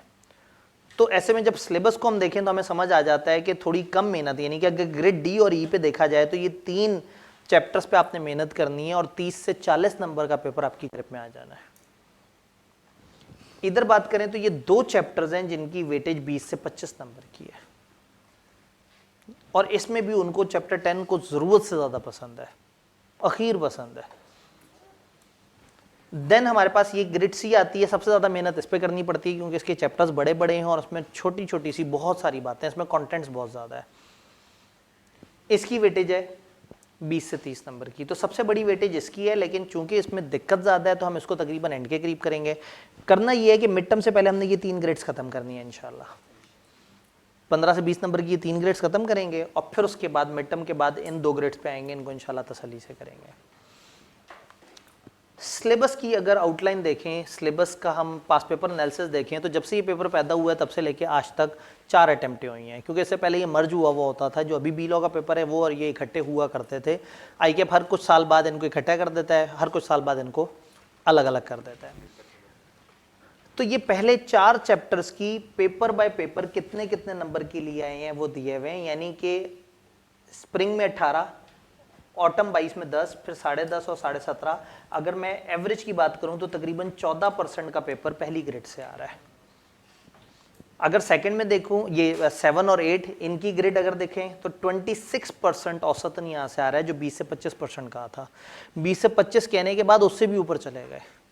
और इसमें से 7 बेचारा तो इसकी कभी कभी ज़रा ज़्यादा बारी आती है, जैसे इधर 12 नंबर का सवाल है, वरना ये 23, 13, 20, चैप्टर 10 को वो नहीं छोड़ता, उसे बहुत पसंद है। और जो पहले से सी लॉ को जानते हैं वो ये जानते हैं ये 4 सफ़े का चैप्टर है सिर्फ, लेकिन आईकेएप को अखीर पसंद है। फिर 3, 4 और 8 से एवरेज 24, 17 इस तरह से करके आता रहा है, तो तकरीबन 25% पेपर यहाँ से आ रहा है, तकरीबन 18% यहाँ से आ रहा है। इन 2 चैप्टर्स में से औसतन 18%, कभी ज़्यादा कभी कम, लेकिन देखें 12, 16 और 1 अटेम्प्ट ज़्यादा थी तो औसत ऊपर बढ़ गई। आई कैन से कि 13, 14 नंबर का इस पोर्शन से आ जाना है। वाइंडिंग अप 15, 15.5, 20, 18, तो तकरीबन इसकी एवरेज बनी 17% ऑफ द पेपर इस एक अकेले चैप्टर से। तो होता ये है कि जब इस तरह का एनालिसिस सामने आता है ना, तो दिल करता है सिलेक्टिव स्टडी करने का। फिर बच्चे कहते हैं सर इसकी सॉफ्ट कॉपी मुझे दे दे, मैं ज़रा इसको सॉर्ट कर लूँ। तो सॉर्टेड भी मैं आपको दिखा देता हूँ, ये लें जी। ये 4 चैप्टर्स में से इतने इतने मार्क्स का पेपर आ रहा है। मैंने इसके टोटल जान के नहीं किए, कहीं खामखा बहुत ज़्यादा मोटिवेशन ना मिल जाए आपको। रफली अगर हम किसी एक को देखें तो 5 और 15 20, 20 और 15.5, 35.5, तो 35.5 में जब 23 वो करें के करीब, इसे देख लें। स्प्रिंग में कम होगा, 10 और 20 30, 30 और 18 48, 48 और 16, कमाल ही हो गया। ये कितना है? ये तो कम होगा, ये तो कम लग रहा है। 9, 15 24, 24 20 44, 44 13 57, 4 पेपरों में 60 नंबर के करीब आ रहा है, 4 चैप्टर्स में। सरप्राइजिंगली किताब का सबसे इंपॉर्टेंट चैप्टर, चैप्टर 10, पता नहीं क्यों, मतलब कहीं से भी ये नहीं बनता। असूलन मीटिंग्स में से ज़्यादा पूछना चाहिए था या कुछ और, लेकिन फॉर सम रीज़न आईकेएप को शदीद पसंद है चैप्टर नंबर 10। ये सबसे ज़्यादा मार्क्स पूछे जाने वाला चैप्टर है। 4 टोटल सफ़े का है और गिनती की 2 लॉजिकल बातों को आपने डिफरेंशिएट करना है बस। इसमें कन्फ्यूजन का मार्जिन ज़्यादा है। उन्हें पता है कि हमारे पूरे सिलेबस में जो जहाँ कनेक्टेड बहुत करीब करीब के टॉपिक्स हैं वो ये जगह है, तो वो जाके ऐसा सिनेरियो बनाते हैं कि बच्चा कंफ्यूज होके एक जगह का जवाब किसी दूसरी जगह लिखा है। ये हमने रेगुलर क्लास में भी इस पर एफर्ट की थी और अभी फास्ट ट्रैक में भी, चूंकि मैं तो एज्यूम करूँ कि सामने 0 पे बैठे हुए ऑडियंस हैं, तो हम इसको थॉरोली अच्छी तरह से समझेंगे कि वो डिफरेंसेस क्या हैं, ताकि हम इन सवालों से निपट सकें। इस पे लिखा है सुपर इंपॉर्टेंट, इस पे लिखा है मॉडरेटली इंपॉर्टेंट, इस पे लिखा है स्लाइटली लेस इंपॉर्टेंट। इंपॉर्टेंट सब पे लिखा है, ये नहीं लिखा हुआ ये छोड़ देने हैं, ये कम करने हैं, ये ज़्यादा करने हैं। हाँ, लेकिन ये चीज़ तय है कि जितनी मेहनत यहाँ होनी चाहिए उतनी शायद यहाँ नहीं, तो मेहनत का जो ज़्यादा तवज्जो है वो हमें यहाँ पे डाल देना चाहिए। ये 4 चैप्टर्स पे बहुत अच्छी ग्रिप होनी चाहिए, इसके अंदर हम बड़े अच्छे तरीके से चीज़ों को कवर कर सकें। देन सेकेंड कैटेगरी आती है और फिर थर्ड कैटेगरी आती है। क्लियर? शॉर्टकट्स नहीं लगाने, लेकिन फोकस स्टडी, जहाँ ज़्यादा एफर्ट की ज़रूरत है वहाँ ज़्यादा एफर्ट करनी है, जहाँ कम एफर्ट की ज़रूरत है वहाँ कम एफर्ट। पेपर का पैटर्न 15 नंबर के एमसीक्यूज और 85% थ्योरी, और उस थ्योरी के अंदर वो कहते हैं कि 60% लॉजिकल होगा और 40% रट्टे वाला होगा। ये टिपिकल गाइडेंस है जो आईकेएप इस पेपर के लिए देता है। अब उन्होंने स्कीम में से ये गाइडेंस माइनस कर दी है, लेकिन बहरहाल तकरीबन ऐसे ही है कि लॉजिकल 60% पूछने की कोशिश जब करते हैं तो उसमें भी रट्टे वाले सवाल मिल जाते हैं। तो अगर मैं प्रैक्टिकली आपको बताऊं तो तकरीबन 40 नंबर के आसपास का सीधा सीधा रट्टा, 20-25 नंबर के आसपास का, तकरीबन 20 से 30 नंबर के आसपास का वो सवाल जो देखने में लॉजिकल लग रहे होते हैं लेकिन वो क्रैमिंग वाले होते हैं, और तकरीबन इतने ही 20 से 30 नंबर के सवाल वो हैं जो प्योर लॉजिकल होते हैं। अगर आपने बी लॉ पढ़ा हुआ है तो ये बी लॉ से कम लॉजिकल पेपर है। बी लॉ में लॉजिकल सवालों की टेंडेंसी ज़्यादा थी और उसमें वकीलों वाली डिबेट भी करनी पड़ती थी। उधर फिर भी आप कुछ ना कुछ तुक्का लगा लेते थे, इधर या आर होता है या पार होता है, या आपको जवाब आता है या नहीं आता। इसमें कोई बहस शहस करके आप ज़बरदस्ती पकड़ के फ्रॉड की डेफिनेशन में डाल के उसका जवाब नहीं दे सकते। ओवरऑल टिप्स एंड टेक्निक्स, हमें क्या करना है, हमने डेली क्लास अटेंड करनी है, और मैंने आपको बताया कि 22 प्योर वर्किंग डेज हैं, अदर देन ये डिस्कशंस और इस तरह के सेशंस और वो सारे, तो वो 22 दिन रेगुलर क्लास लाजमी लेनी है। अगर अभी भी छुट्टी करने का दिल कर रहा है तो बस फिर रहने दें, ये 2 महीने अच्छे गुजारे जा सकते हैं। सर्दियों में नींद अच्छी आती है, आप 14 घंटे सो लें, वो 4 घंटे कम से कम कहीं यूटिलिटी में तो ऐड हो। क्या फ़ायदा कि आप डेली पढ़ने की अदाकारी भी करें और 2-2.5 महीने बाद कहें कि पेपर भी अच्छा नहीं हुआ। तो आज ये डिसीजन आपने लेना है कि ये पेपर देना भी है या नहीं देना, और अगर देना है तो फिर इसको इसका हक अदा करना है, इसको उतना पढ़ना है जितना इसका हक है कि इसको पढ़ा जाए। तो एक तो ये 2 घंटे की क्लास जो कि शुरू में अगले 3 दिन 1.5 घंटे हो रही होगी और आगे इंशाल्लाह 2 घंटे पे शिफ्ट हो जाएगी। ये हमने ना वो बच्चों को घेरने के लिए ज़रा कम टाइम रखा था कि बच्चे देखे अरे 1.5 घंटा बस ठीक है जल्दी से आ जाएँ, तो मैं सोचा चलो पहले दिन आए होंगे तो उनको मैं बता दूंगा। असल में पहले दिन से हम टाइम टेबल चेंज नहीं कर सकते थे क्योंकि इससे आगे क्लास है और उसको आगे नहीं कर सकते थे, वो ऑलरेडी मगरिब के बाद हो रही होती है क्लास। तो जब ये 2 घंटे हो जाएगा तो हमारे पास बड़ा इजी मार्जिन आ जाएगा कि हम मगरिब के टाइम पे ब्रेक कर लिया करेंगे और उसके बाद हम पढ़ेंगे। तो एक चीज़ जहन में रखनी है कि अगर पढ़ने का इरादा है तो ये जहन में रखना है कि नेक्स्ट वीक से ये 6 बजे तक टाइम चला जाएगा। ये 6 से पहले नहीं है, 6 से थोड़ा ऊपर हो सकता है लेकिन 6 से नीचे से नहीं सोचना। डन। तो पहली कमिटमेंट पढ़ना है, दूसरी कमिटमेंट रजिस्टर पे लिखना है, तीसरी कमिटमेंट टेस्ट देने हैं। ये 3 काम करने और कुछ नहीं करना। ये 3 काम आपने सही कर लिए, मसला हल हो जाएगा।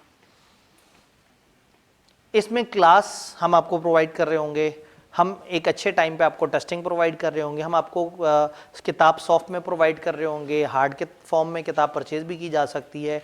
जो आपकी तरफ असल एफर्ट है ना वो लिखने वाला काम है, और मैं आपको बताऊं जिसने लिखने वाला काम कर लिया उसका मसला हल हो जाना है। आपको ना 6 महीने पढ़ने के बाद पेपर के करीब जाके एहसास होना है कि आपके साथ क्या हुआ और आपने कहाँ पे मार खाई।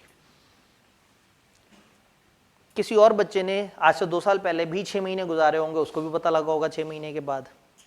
तो ये सारे बच्चों ने जो ज़िंदगी में तजर्बा करना है और हर बंदे ने नया तजर्बा करना है और पेपर के करीब जाके उसे एहसास होना है कि नहीं अगर लिख लेता तो अच्छा चल जाता, तो वाई नॉट कि उस बंदे से पूछ लें जिसके सामने हज़ारों बच्चे पेपर दे रहे होते हैं।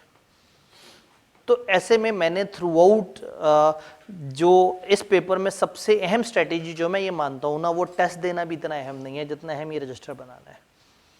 मैं पहले दिन से इस पर जोर दे रहा हूँ और आप पहले दिन से ही इसको इग्नोर कर रहे हैं। तो अब हमें इस पर कोई डाउट ही नहीं होना चाहिए कि आपकी सीलो की तैयारी हल्की क्यों रह गई बीच में अगर आपने रजिस्टर नहीं बनाया। हाँ, मुझे तब परेशानी हो आप कहें सर मैंने रजिस्टर बनाया एक चैप्टर का लेकिन मुझे फिर भी याद नहीं हो रहा, ये फिर परेशानी वाली बात होगी। फिर हम देखेंगे कि मसला क्या है। मसला शायद ये है कि उस चैप्टर के अंदर जो बात हो रही है वो समझ नहीं आ रही। जब बगैर समझे रटा मार रहे हैं तो फिर उलझन ही आ रही है कि वो जो है ना, वो जैसे बचपन में वो फिजिक्स के एक्सपेरिमेंट को भी रटे लगाते थे कि शट द बॉटल और जो है वो put the liquid in the glass, put the liquid in the glass, put the liquid in the glass. भाई ठीक है, मतलब वो पुट ही हो रहा है, लिक्विड मतलब ये एक ऐसी लॉजिकल बात है जो बंदा नहीं उसको भी रटा लगाने के नहीं, लिक्विड को ग्लास में डालना है, लिक्विड को ग्लास में डालना है। तो वो मतलब उस तरह की इलॉजिकल जब रटा मारते हैं ना तो वो जल्दी भूल जाता है। लेकिन एक चीज़ समझ के अगर रटा मारा हो तो फिर मज़ा आएगा। इसमें क्या होगा, जब आप एंड के करीब आएंगे तो मैं आपको दूंगा कुछ छोटे छोटे से गिफ्ट्स।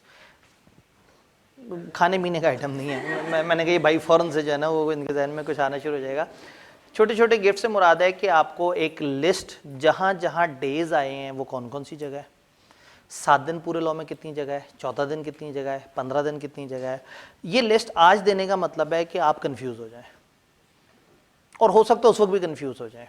तो अगर वो चीज़ हेल्प करे तो फ़ायदा है। फिर एक लिस्ट के लेवल 1 पेनल्टी पूरे लॉ में कहाँ कहाँ नज़र आई, लेवल 2 कहाँ कहाँ नज़र आई। फिर ये है कि वो एग्जैक्टली कौन कौन से डॉक्यूमेंट हैं जो रजिस्ट्रार को फॉरवर्ड करने होते हैं, वो एन कौन सी जगह है जो SECP के पास जाती हैं चीज़ें। तो इस तरह की कुछ छोटे चीज़ें मिलेंगी। देन कुछ मैप्स, जैसे एक चैप्टर है, चैप्टर जो है वो आपका 3-4 सफ़े में ख़त्म हो रहा है, तो उस चैप्टर की बातें उठा के एक सफ़े पे छोटा सा बारीक करके लिख दिया, ताकि अगर आपने एक पूरे चैप्टर का एक पूरा नक्शा देखना है तो वो आपको एक सफ़े पे नज़र आ जाए। लेकिन प्रॉब्लम ये है कि पहले दिन वो नक्शा दिखाने का मतलब है कि आपने फिर उस नक्शे के अंदर से फिर शॉर्टकट लगाना है कि अब मैंने इसमें से कितना याद रखना है, जो पहले ही एक सुपर समरी हो, तो आप नक्शे से अपना नक्शा ना बना रहे हो। तो पढ़ना है, लिखना है और टेस्ट देने हैं। ये 3 काम आपने अगर कर लिए ना, तो मुझे खदशा है कि आप पास कर जाएंगे। बहुत ज़्यादा ना डाउट है इस चीज़ का कि कहीं ऐसा ना हो कि फिर आप लोग पास कर जाएं। कहीं ऐसा तो नहीं आपका इरादा पास करने का है, और कहीं ऐसा तो नहीं है कि मैं कोई अच्छी बात कर रहा हूँ, तो खुदा ना खास्ता फॉलो करके देख लें। आप सब चाहते हैं कि आप पास हों, कोई ऐसा तो नहीं है जो सिर्फ एमई पेपर दे रहा है, और मैं भी चाहता हूं कि आप पास हो। तो फिर क्या ही अच्छा हो कि एक दफ़ा आप भी वो चाहें जो मैं चाह रहा हूँ, उस तरह से पढ़ लें जिस तरह से मैं पढ़ा रहा हूँ, उस तरह उस रूल को फॉलो कर लें जो मैं आपको बता रहा हूँ। मैं आपको कुछ 6 महीने की फरमाइश थोड़ी करूँ, मैं तो 22 दिन की फरमाइश कर रहा हूँ। क्या 22 दिन मेरे साथ चल सकते हैं? अगर आप 22 दिन मेरे साथ नहीं चल सकते ना, तो आप ज़िंदगी में कभी किसी के साथ नहीं चल सकते। जो 22 दिन का साथ ना दे सके, वो 22 साल की जिद्दोजहद वाले लीडर को जेल में डलवा देगा। क्या रेजोनेट हुआ है? ठीक है, तो बात ये है कि 22 दिन साथ चलने का हौसला रखें, ताकि फिर आप जो है 22 साल वो जो लीडर जिद्दोजहद, वो बेचारा अकेला जेल में है, आप 4-5 मकान जला जलू के और उस बेचारे को फंसा गए। तो बस एक दफ़ा ये कोशिश करनी है लाइफ में ना, अपने ऊपर एक आखिरी तजर्बा करना है कि क्या मैं अभी भी काम का इंसान हूँ। जैसे मैंने लेक्चर के शुरू में कहा था, आप लोग फुस नहीं हो गए हैं, आपके अंदर अभी भी जज्बा है। तो अगर आप 22 दिन मेरे साथ चल सकते हैं, इसलिए नहीं कि मेरा कोई फ़ायदा है, मैं ये नहीं कह रहा आए मेरे साथ 22 दिन चलें, मैंने जाके एक जगह आग लगा के आनी है। आप 22 दिन अपने साथ चलें, इसलिए कि आपने पेपर में जाके आग लगानी है। तो अगर आज आप अपने लिए 22 दिन नहीं निकाल पा रहे ना, तो फिर ज़िंदगी भर आप जो है ना बस बेमकसदी ज़िंदगी गुजारते रह जाएंगे। तो know this is the time कि आप डिसाइड करें कि क्या आपकी लाइफ में कोई पर्पज़ है। अगर आप सीलो जैसे छोटे सब्जेक्ट को 22 जितने कम दिन नहीं दे पा रहे, तो फिर लाइफ में आप कभी भी प्रायोरिटाइज कर ही नहीं सकेंगे कि आपने करना क्या है। ये वक्त आ गया है कि आप ये चैलेंज करें कि जो मेरी नस्ल आप लोगों की नस्ल के बारे में गुमान करती है कि ये लोग तो एंड्रॉयड में ऐसे गुम हुए हुए हैं कि ये तो बिल्कुल ही बेहोश है, इन्हें क्या पता क्या चल रहा है। तो आप एक दफ़ा साबित करें कि नहीं, आप लोग जब कुछ काम करना चाहते हैं तो आप काम कर गुजरते हैं, और आगे पूरा पेपर देने के बाद आपके पास बहुत रिलैक्स टाइम होना है, इजी टाइम होना है। क्योंकि इस वक्त तो रमज़ान में क्लासें शुरू हो जानी है, रमज़ान में कॉलेजेस की भी रूटीन ज़रा थोड़ी मुनासिब होती है, आपकी अपनी रूटीन भी बड़ी बेहतर बनी हुई होती है। तो और उसके बाद ईद की छुट्टियों के बाद असल पढ़ाई शुरू होनी है अगली दफ़ा, तो बड़ा टाइम होना है आपके पास। अगला सेशन जब स्टार्ट होगा तो रमज़ान, अगर सेशन उसी टाइम पे स्टार्ट हो जिस टाइम पे स्टार्ट होता है, तो रमज़ान के मिड में खड़े हुए होंगे। 2 हफ्ते बाद ईद होगी, 2 हफ्ते बाद ईद का मतलब है हफ्ते बाद ईद की छुट्टी, और हफ्ते बाद ईद की छुट्टी है तो 1 हफ्ते पहले आप गायब।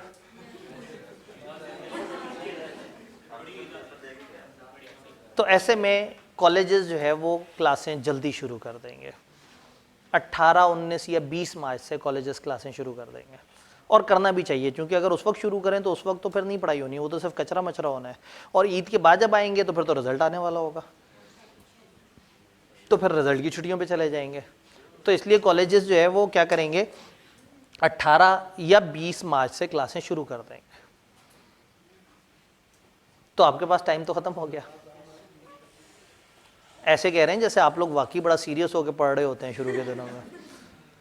तो बस अब ये लास्ट चांस है कि आप लोग तैयार हैं, और ये लास्ट चांस सबके लिए है। जो पहली दफ़ा पेपर उठा के दे रहा है उसने दुनिया को साबित करना है कि मैं कम टाइम में एक पेपर तैयार करके कैफ का मैं तैयार कर सकता हूँ, और देखो मेरे सीनियर 6-6 महीने पढ़ के नहीं पास होते।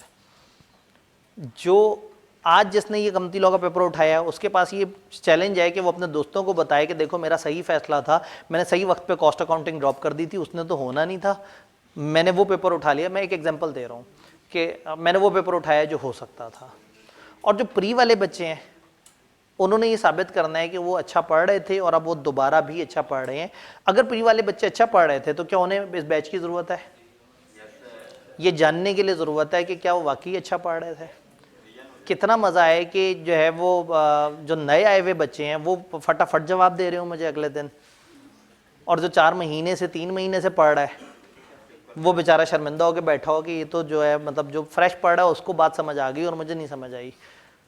तो सबके लिए मोटिवेशन है इस क्लास को आगे लेके चलने में। और ये चैलेंज 33 दिन का है, लेकिन इसमें काम के 22 दिन है। तो आर वी रेडी? क्या हम 33 दिन के चैलेंज के लिए तैयार हैं? जो मुझे खदशा था वो यही था कि हम पहले दिन अपना वो टारगेट मीट नहीं कर सकेंगे। एक तो क्लास भी लेट शुरू हुई, फिर थोड़ा सा हमें शुरू में मसला था। तो इसमें जाते जाते आखिरी बात, कोई सवाल, कोई कन्फ्यूजन, कोई परेशानी इसमें? एक तो वो शुक्रिया, आप लोगों ने जो है बड़ा हिम्मत हौसले से सुना। नाम लिखा हुआ है, ईमेल एड्रेस लिखा हुआ है, ये ईमेल एड्रेस मैं बीच में बार बार बताता रहूँगा। कभी भी आपको एक लेक्चर से अगले लेक्चर के दरमियान रात 2 बजे 3 बजे आपको एक सवाल नहीं समझ आ रहा, कन्फ्यूजन हो रही है, आप ईमेल कर सकते हैं। वैसे कोशिश ये करें कि हर अगले दिन पहले सारे सवाल जवाब करें, फिर हम आगे चलें। यानी कि मैं आगे तब तक ना बढ़ूँ जब तक पिछले दिन के सवाल जवाब खत्म ना हो। इसमें अजीब सी अनोमली है, यहाँ ACA लिखा हुआ है, यहाँ FCA लिखा हुआ है। मैं FCA हो चुका हूँ टाइम के हिसाब से, लेकिन कवानीन के हिसाब से जो बीच में मेरी एक पेमेंट थी जो ICAP को मैंने भेज दी थी वो वहाँ तक पहुँची नहीं थी। तो 6-8 महीने बाद पता लगा था कि वो उनके सिस्टम में आई नहीं, तो उन्होंने मेरा उतना टाइम ही नहीं काउंट किया। तो मैं अपने तौर पे FCA हूँ, लेकिन अभी कागज़ पे मैं नहीं लिख सकता FCA। वो मैं तब लिखूँगा जब वो वाला टेन्योर पूरा हो जाएगा। तो मेरे ख्याल में 3-4 महीने या शायद 4-5 महीने बाद वो ICAP की नज़र में भी मैं FCA हो जाऊँगा। तो इसलिए मैं अभी नाम के साथ ये लिख रहा हूँ, लेकिन ईमेल मैंने फिर वो बना लिया जो आगे तक चलता रहे। भाई जब बच्चे भी फ्यूचर चार्टर्ड अकाउंटेंट के नाम से ईमेल बना लेते हैं, तो मैं जो उतना बुजुर्ग हुआ हूँ 10 साल पुराना चार्टर्ड अकाउंटेंट, तो कम से कम मैं तो वो कर सकता हूँ। ठीक है। और नीचे फिर एक व्हाट्सएप नंबर इसलिए दे दिया है कि आप लोग कई दफ़ा कहते हैं जी वो व्हाट्सएप होता तो हम पूछ लेते सवाल, हालांकि ईमेल पे भी लिखने में उतना टाइम लगता है। तो हमने एक व्हाट्सएप नंबर लिया था, मैंने अपने एक सीनियर टीम मेंबर के साथ, सर उसामा के साथ, हमने CA फाइनल में ये एक्टिविटी शुरू की थी। वो CA फाइनल के वाइस प्रिंसिपल होते थे, मैं प्रिंसिपल था, तो हम लोग एक नंबर लेके और बच्चों के साथ इस पर डिस्कशन करते थे। अब वो नंबर अभी तक चला आ रहा है, लेकिन उन्होंने इस नंबर से मुझे निकाल दिया। यानी अब हम लोग कई दफ़ा फिजिकली इकट्ठे नहीं होते, तो ये नंबर उनके पास है, इसलिए उनका मैंने नाम लिख दिया है। आप उनको भी अगर मैसेज करेंगे तो आपको तकरीबन मेरे जैसे ही रिस्पांस मिलेगा। नहीं तो अगर आपने कहा जी मुझे इस पे सर का ही वॉइस नोट चाहिए, तो वो मेरे से रब्ता कर लेंगे। मैंने उनके नाम को अपने पास पिन किया हुआ है, और वो मुझे आपका कोई सवाल भेजेंगे तो मैं उसको रिप्लाई कर रहा हूँ। मैं व्हाट्सएप वाली दुनिया का आदमी नहीं हूँ, लेकिन मैं ईमेल वाली दुनिया का आदमी हूँ। क्योंकि व्हाट्सएप पे फॉरवर्ड मैसेजेस बहुत ज़्यादा आते हैं, बच्चे फूल बहुत भेजते हैं, उसमें जो है ना वो कोई कोटेशन भेज दी, कोई खामखा सर्दियों में शायरी इतनी सारी आ रही होती है। तो अभी ना मेरे वो आज की डेट पे 5300 पता नहीं कितने अनरीड चैट्स हैं। तो मैं ज़िंदगी में शायद ही कभी उन चैट्स तक पहुँच सकूँ। तो मैं पब्लिकली फिर बता दूँ, मैंने कभी भी नहीं कहा कि मैं अपना नंबर पे व्हाट्सएप पे अवेलेबल हूँ, कभी क्लेम नहीं किया, और अभी भी यही क्लेम कर रहा हूँ कि मुझे आप ईमेल करें, ईमेल के ऊपर मैं इंशाल्लाह ताला आपको रिस्पॉन्स दे रहा हूँ। जी, ईमेल्स आती हैं दिन की 100 से 150 तकरीबन, और जब रिज़ल्ट करीब होता है तो 400-450 ईमेल्स। मैं ये नहीं कह रहा कि मुझे इस चीज़ से मसला है कि लोग मुझे रब्ता करें, मैं ज़रूर जवाब देता हूँ और बहुत सारे लोगों को जवाब दे रहा होता हूँ, सिर्फ वो थोड़ा रेगुलेटेड वे में आए। व्हाट्सएप में पैगाम खोलने के बाद जाके पता लगेगा कि उसने तो जो है वो हैप्पी न्यू ईयर की मुबारकबाद दी हुई है। तो ईमेल पे कम से कम लोग सवाल वो करते हैं, कैप्शन होता है, कैप्शन से समझ आ जाती है। आप उसको फिर ईमेल का फ़ायदा ये है, आप उसको रेलेवेंट बंदे को फॉरवर्ड कर सकते हैं, टैग कर सकते हैं, फिर उसके ऊपर कार्रवाई शुरू हो जाती है। तो मैं उसको टीम मेंबर्स को फॉरवर्ड कर सकता हूँ। तो ऐसा नहीं है कि मैं कह रहा हूँ मैं इसलिए ईमेल पे क्यों कि मुझे जवाब नहीं देना। आप सारे लोग डेली ईमेल करें, इंशाल्लाह ताला जितना टाइम में गुंजाइश होगी मेरी कोशिश होती है कि मैं उसको रिप्लाई करूँ। तो व्हाट्सएप से निकलने की वजह यह है कि वो बहुत इनफॉर्मल होता है और उसमें चीज़ें फिर काफ़ी ज़्यादा ऊपर नीचे हो जाती हैं। तो ईमेल में सर्च का टूल, ईमेल में बाकी सारी चीज़ें थोड़ी बेहतर हैं। और बच्चे कहते हैं सर वो व्हाट्सएप पे वॉइस मैसेज हो जाता है या वॉइस में जवाब मिल जाता है। आप मुझे ईमेल पे लिख दें सर मुझे जवाब में वॉइस चाहिए, तो मैं आपको वॉइस में रिप्लाई कर दूंगा, मैं ईमेल पे वॉइस अटैच करके भेज दूंगा। ठीक है। तो मेरे पास वो प्लगइन्स भी हैं, मैं थोड़ा सा ज़रा पैसे खर्चता हूँ तो इस तरह के प्लगइन्स वगैरह भी आ जाते हैं। ठीक है। तो क्या हम लोग तैयार हैं? क्या आप लोगों का कोई सवाल नहीं है? हम कैसे पढ़ेंगे, क्या होगा? स्केड्यूल मैं आपको एक दफ़ा फिर दिखा दूं। एक व्हाट्सएप का ग्रुप बना होगा और उस ग्रुप में आप में से कुछ लोग ऐड हो गए होंगे, कुछ ऐड होने वाले होंगे। उस ग्रुप में इसकी 1 पेजर जो स्लाइड है, एक तो ये ना ये 2 सफ़ों पे फैला हुआ था क्योंकि मेरे पास स्लाइड की डायमेंशन और थी। तो इसमें 1 पेजर जो है ना, ये टीए भाई को भी मैं पैगाम दे दूं, सर जी इसका जो वो 1 पेजर है जिसमें एक सफ़े पे पूरा वो है, वो हम उस ग्रुप में शेयर कर देंगे। और ये कहते हैं तो पास पेपर एनालिसिस और ये वाली, ये मैं पूरी प्रेजेंटेशन उठा के वहाँ पे आज शेयर कर देता हूँ, और उसकी ग्रुप डिस्क्रिप्शन में हम अपनी किताब की सॉफ्ट कॉपी भी डाल देंगे। तो कल से इंशाल्लाह ताला जो है हम चैप्टर नंबर 1 को स्टार्ट करते हैं। तो क्या आप लोग तैयार हैं? तो इंशाल्लाह ताला मिलते हैं। अपना बहुत बहुत ख्याल रखिएगा, दवाइयाँ वक्त पे लेते रहिएगा। अल्लाह करे कल भी आप इसी जोशो जज्बे से नजर आए। सिर्फ 22 दिन तो रह गए, मैं हर दिन बताता जाऊँगा इतने दिन रह गए।